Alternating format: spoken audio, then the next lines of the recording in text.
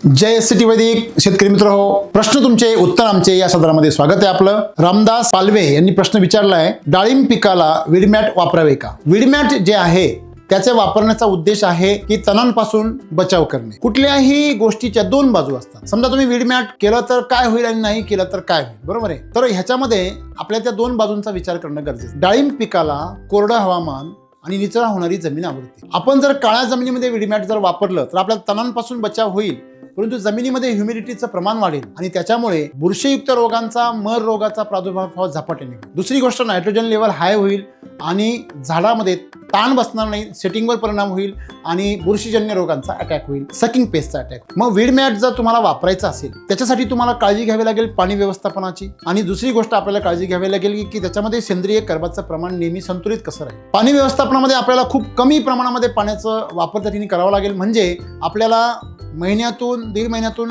एकदा पाणी सोडावं लागेल आणि मॉइश्चर मीटरने गरज पडली तरच पाणी द्यावं लागेल। अशा प्रकारे आपण काळ्या जमिनीचं व्यवस्थापन करू शकतो। हलक्या जमिनीमध्ये विडमॅट वापरलं तर त्याचा नक्कीच फायदा होऊ शकतो।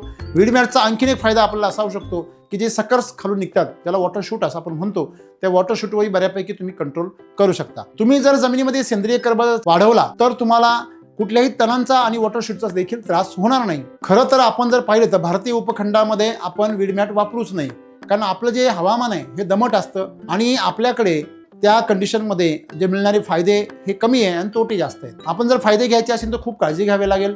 तर याप्रमाणे आपण वापरू शकता। मध्ये जिथे कोरडी हवा आहे, पाणी कमी आहे, ड्राय कंडिशन आहे, त्या ठिकाणी तुम्ही याचा वापर करून फायदा घेऊ शकता। धन्यवाद।